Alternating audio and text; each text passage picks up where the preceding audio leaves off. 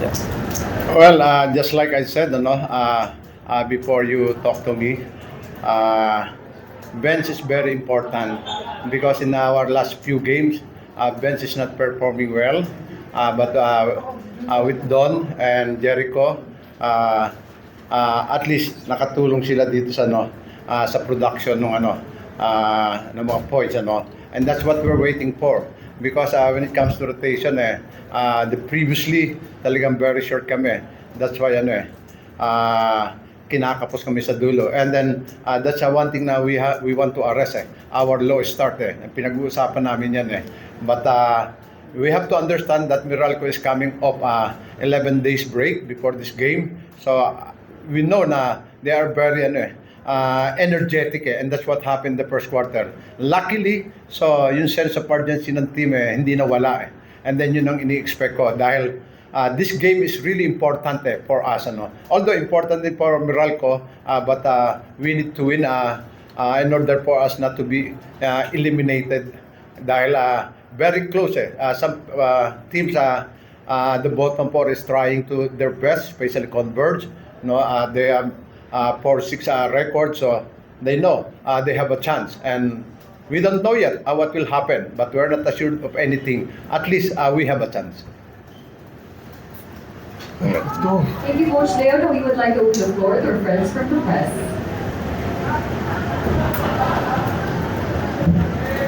Kamusta yung injury mo? Okay ka na ba? Or pinilit mo ba? Okay naman, may pain pa rin pero manageable naman. So, kung medyo nag-struggle ka nung first half, tapos second half, pumunta ka na dahil mo sa injury? Or... Hindi no, siguro yung rhythm lang kasi two games akong out. So, mahirap yung kunin yung rhythm 10 days akong parang last 3 days na ako nakapag-practice. So yung rhythm kasi yung kailangan. So, hindi ko siya nakuha nung first half. Coach, kumusta lang si Benny Sober kasi parang medyo up and down yung performances in the past. Yeah, what I noticed from him, very sluggish siya, especially during practice. Maybe he's still adjusting with our weather. Dahil everybody from us, talagang akala mo meron ng mga fever.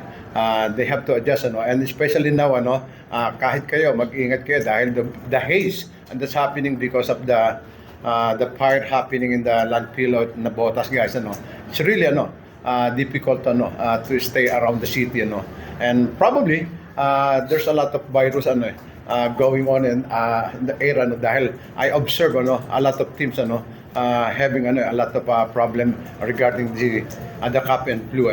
But I'm sure Benny after this game I think he will realize na he needs to perform well, especially in the next 2 games namin, which is a must win for us to get into the next round. Coach, may sense of urgency ba? Naramdaman mo ba yun in the past days after yung natalo sa Blackwater? Yeah, I told them na there's no other way for us to get into the especially this next game, which is Meralco, and they know Meralco is a contender for the top 4. So alam namin na it's really harder, but they remain focused a little bit nakita natin naman ng but the problem is our start always there. Most of our games against Reynolds Shine, against NLEX come from behind kami. And mabuti nasusustain namin itong game na to and sa NLEX. But other team, especially Blackwater at saka Reynolds Shine, talagang bad start hanggang dulo. Ganyan But we have to take care of our ball now dahil especially itong endgame, kamuntik na kaming kapusin dahil we committed a lot of turnovers na converted yun And ayun, medyo swerte lang kami ng konti. Coach, sasabihin ng tao yung remaining teams ninyo mga madali, like opponent, yung response mo na yung schedule nyo. You have to think especially last game namin is Phoenix, that is very important. We need to win 7 to secure the quarterfinals, and we don't know yet if we have a chance to make it to the top 4, but very remote. Possible, pero very slim yung chance. But we need to do is to beat rain or shine to avoid any complication.